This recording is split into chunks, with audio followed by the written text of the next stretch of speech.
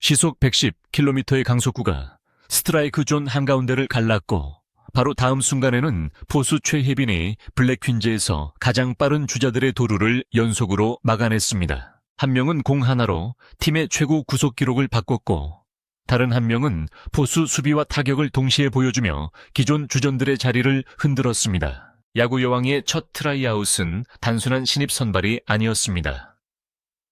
블랙퀸즈의 포수 투수 내야 타선 전체를 다시 짜야 할 정도로 강력한 선수들이 한꺼번에 등장한 전력 재편의 시작이었습니다. 2026년 7월 9일 밤 10시 채널 A에서 첫 방송된 야구 여왕. 이에는 총 47개 종목에서 308명의 지원자가 몰렸습니다. 하지만 제작진의 사전 테스트를 통과해 실제 트라이아웃 그라운드에 설 수 있었던 사람은 단 18명이었습니다. 경쟁률만 계산해도 약 17대 1이었습니다. 더 냉정한 조건은 따로 있었습니다. 추신수 감독과 이대형 코치, 윤성민 코치가 처음 계획한 최종 선발 인원은 단 3명뿐이었습니다. 18명 가운데 15명은 탈락해야 했고 한 번의 캐치볼과 한 번의 타격, 한 번의 송구 실수가 결과를 바꿀 수 있는 상황이었습니다. 가장 먼저 판도를 흔든 주인공은 소프트볼 출신 최혜빈이었습니다. 최혜빈은 3조에서 창던지기 출신 박보경, 김지민, 유정래와 함께 테스트를 받았습니다. 이 조의 시선은 처음에는 강한 어깨를 가진 창던지기 선수들에게 쏠렸습니다. 그러나 실제 평가가 시작되자 최혜빈은 전혀 다른 방식으로 존재감을 드러냈습니다. 공을 받는 자세가 안정적이었고 포구 뒤 송구 동작이 짧았으며 타격에서도 힘과 정확성을 동시에 보여줬습니다. 코치진이 최혜빈의 플레이를 보며 눈이 편안해진다는 반응을 보인 이유도 기본 동작이 흔들리지 않았기 때문입니다. 진짜 충격은 포수 테스트에서 나왔습니다. 최혜빈은 기존 멤버 장수영과 배터리 호흡을 맞추는 과정에서 포수 마스크를 썼습니다. 그리고 블랙퀸즈에서 주루 능력이 가장 뛰어난 선수로 평가받던 이수연과 김민지의 도루 시도를 막아냈습니다. 빠른 주자를 잡기 위해서는 강한 어깨만으로는 부족합니다. 투수의 공을 정확히 잡고 공을 빼는 시간을 줄이고 2루 방향으로 몸을 정렬한 뒤 낮고 빠른 송구를 해야 합니다. 이 모든 과정이 조금만 늦어져도 주자는 이미 베이스에 도착합니다. 최혜빈은 이 복잡한 동작을 실전에서 연결했고 기존 선수들이 긴장할 수밖에 없는 장면을 만들었습니다. 더 중요한 것은 최혜빈이 수비만 잘하는 포수가 아니었다는 점입니다. 포수는 경기 내내 투수의 공을 받아야 하고 주자의 움직임을 확인해야 하며 수비 위치를 조율해야 합니다. 체력 소모가 큰 포지션이기 때문에 타석에서는 약점이 되는 경우도 많습니다. 그러나 최혜빈은 타격에서도 안정된 스윙을 보여줬습니다. 포수 수비가 가능하면서 타선의 힘까지 떨어뜨리지 않는 선수라면 감독 입장에서는 활용 방법이 크게 늘어납니다. 경기 상황에 따라 포수 운용을 나눌 수도 있습니다. 최혜빈이 즉시 전력으로 평가받은 핵심 이유가 바로 여기에 있습니다. 같은 3조에서 가장 강렬한 숫자를 남긴 선수는 창던지기 출신 김지민이었습니다. 김지민은 창을 던지며 만들어진 강한 어깨와 폭발적인 팔 스피드를 야구공에 그대로 옮겼습니다. 그녀가 던진 공은 시속 110km를 기록했고 스트라이크 존을 정확히 통과했습니다. 단순히 빠르기만 한 공이 아니라 포수가 잡을 수 있는 위치에 들어간 공이었습니다. 이 기록은 당시 블랙퀸즈에서 나온 역대 최고 구속이었습니다. 공이 포수 밑에 꽂히는 순간 선수들과 코치진이 동시에 놀란 이유는 여자 스포츠 예능의 한 장면이 아니라 실제 경기에서 통할 수 있는 구속이 눈앞에 나타났기 때문입니다. 시속 110km는 숫자 하나로 끝나지 않습니다. 블랙퀸즈. 기존 타자들이 익숙하게 상대하던 공보다 빠른 공이 팀 훈련 안으로 들어온다는 뜻입니다. 빠른 공을 던질 수 있는 선수가 있으면 투수진의 선택지가 늘고 타자들은 더 높은 수준의 구속을 상대로 훈련할 수 있습니다. 상대팀 입장에서도 공이 속도에 맞춰 타격 타이밍을 앞당겨야 하기 때문에 변화구나 느린 공이 효과가 더 커질 수 있습니다.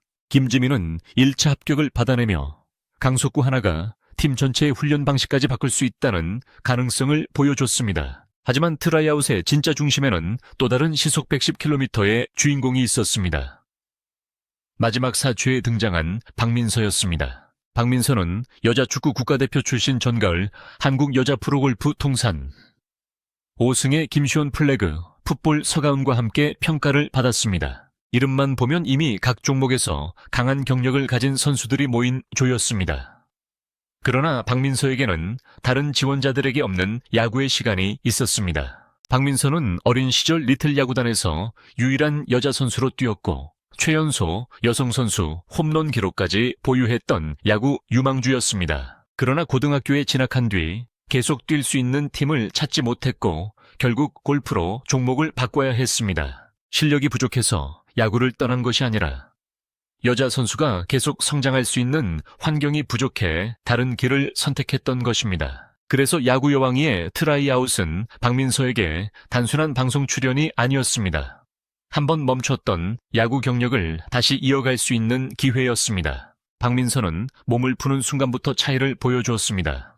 송구는 좌우로 흔들리지 않고 일직선으로 뻗었고 내야와 외야 어느 위치에서도 공을 안정적으로 처리했습니다. 야구 경험이 없는 선수는 공을 잡은 뒤 다음 동작을 생각하지만 야구를 오래 해본 선수는 공이 오기 전에 이미 발의 위치와 송구 방향을 결정합니다. 박민서의 수비가 빠르고 자연스러웠던 이유는 몸속에 남아있던 야구 감각이 다시 깨어났기 때문입니다. 타격 테스트에서는 윤성민 코치가 직접 던진 공을 받아쳐 홈런성 타구를 만들었습니다.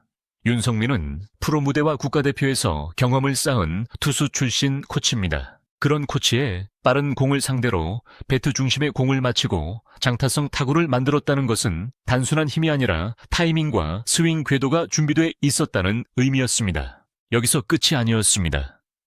박민서는 마운드에 올라 기존 블랙 퀸즈의 6할타자 송가를 상대했습니다. 그리고 시속 110km의 공으로 삼진을 잡아냈습니다.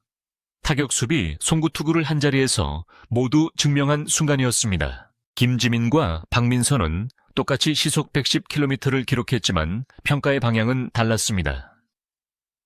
김지민은 강한 어깨와 최고 구속으로 압도적인 장면을 만들었습니다. 반면 박민서는 같은 구속에 더해내야 수비 외야, 수비 장타 능력, 야구 경험까지 함께 보여줬습니다. 코치진이 박민서를 더 볼 것도 없는 선수라고 평가하고 만장일치 1순위로 합격시킨 이유는 하나의 장점이 아니라 여러 포지션에서 경기를 바꿀 수 있는 완성도 때문이었습니다. 트라이아웃은 1차 평가에서만 12명의 합격자가 나올 정도로 수준이 높았습니다. 1조에서는 펜싱 윤지수 축구, 강수진 태권도, 엄지민 필드하키, 김나영이 1차 관문을 통과했습니다. 2조에서는 테니스 엄선영과 김세연 배드민턴 김소영과 김소정 송민지가 모두 합격했습니다. 라켓 종목 출신. 선수들은 손목 힘과 공을 맞히는 감각 빠른 반응 속도에서 강점을 보였습니다. 특히 배드민턴 선수들은 세 자릿수 구속에 정확한 공을 던졌고 테니스 선수들은 안정된 타이밍과 스윙으로 코치진을 고민하게 만들었습니다. 최종 2차 평가의 기준은 더욱 현실적이었습니다. 코치진은 당장 경기에 투입할 수 있는 내야 수비 능력을 먼저 확인했습니다. 이어 윤성민 코치가 직접 강한 공을 던져 지원자들이 빠른 공에 배트를 맞힐 수 있는지도 평가했습니다. 보여주기 위한 테스트가 아니라 개막전에 바로 사용할 선수를 찾는 과정이었습니다. 그 결과 박민서와 최혜빈의 합격이 먼저 확정됐고 필드하키 출신 김나영이 세 번째 합격자로 호명됐습니다. 원래 계획대로라면 여기서 모든 선발이 끝나야 했습니다.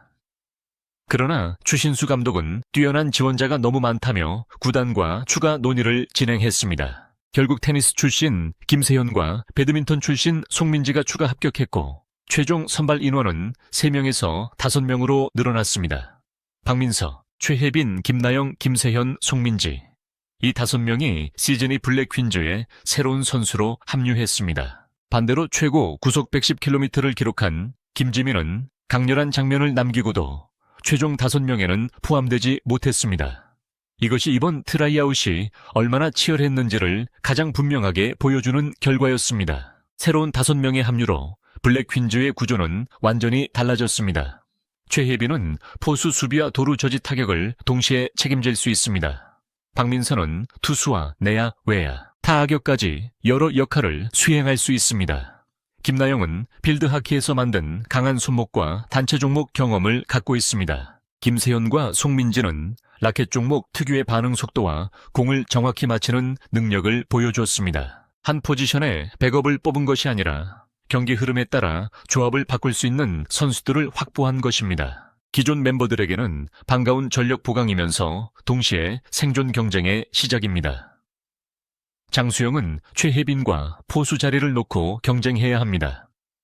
송가는 박민서처럼 빠른 공을 던지는 새로운 투수와 훈련해야 합니다. 이수연과 김민지는 더 강한 포수 송구를 상대로 주루 성공률을 증명해야 합니다. 내야수들도 김나영과 김세현, 송민지의 합류로 수비 경쟁에서 자유로울 수 없습니다. 시즌 1에서는 야구를 배우고 성장하는 과정이 중요했다면 시즌 2에서는 누가 실제 경기에 출전해 승리를 만들 수 있는지가 더 중요해졌습니다. 추신수 감독은 시즌 2 개막전까지 남은 시간이 단 2주라고 강조했습니다. 새 선수들이 팀 전술과 사인을 익히고 기존 멤버들과 수비 호흡을 맞추기에는 매우 짧은 시간입니다. 그러나 블랙 퀸즈는 이번 시즌 승률 6할이라는 분명한 목표를 받았습니다. 목표를 달성하지 못하면 팀 해체까지 거론되는 조건 속에서 훈련 강도도 하루 평균 7시간에서 8시간 수준으로 올라갔습니다. 이제 블랙 퀸즈는 예능을 위한 팀이 아니라 결과로 존재 이유를 증명해야 하는 팀이 됐습니다. 가장 무서운 변화는 시속 110km 그 자체가 아닙니다. 빠른 공을 던지는 선수, 빠른 주자를 잡는 포수, 내야와 외야를 모두 지키는 유틸리티 선수, 빠른 공을 배트 중심에 맞히는 타자들이 한 팀 안에서 경쟁하기 시작했다는 사실입니다. 최혜빈의 포수 마스크와 박민서의 오른팔은 기존 주전들에게 분명한 경고를 보냈습니다. 어제까지 자리를 지켰다는 이유만으로 오늘도 선발이 보장되지는 않습니다. 야구 여왕의 역대급 최강 라인업은 이름이 화려해서 만들어진 것이 아닙니다. 47개 종목, 308명의 지원자, 18명의 최종 참가자, 12명의 1차 합격자, 그리고 단 5명의 최종 생존자라는 압축된 경쟁에서 만들어졌습니다. 이제 남은 질문은 하나입니다. 천재 포수 최혜빈이 실제 경기에서도 주자들의 발을 묶을 수 있을지, 만장일치 1순위, 박민서가 투수와 타자로 동시에 승리를 만들 수 있을지, 그리고 기존 에이스들이 이 거대한 경쟁을 이겨낼 수 있을지입니다. 시즌 2의 첫 경기부터 블랙 퀸즈의 진짜 주전 경쟁이 시작됩니다.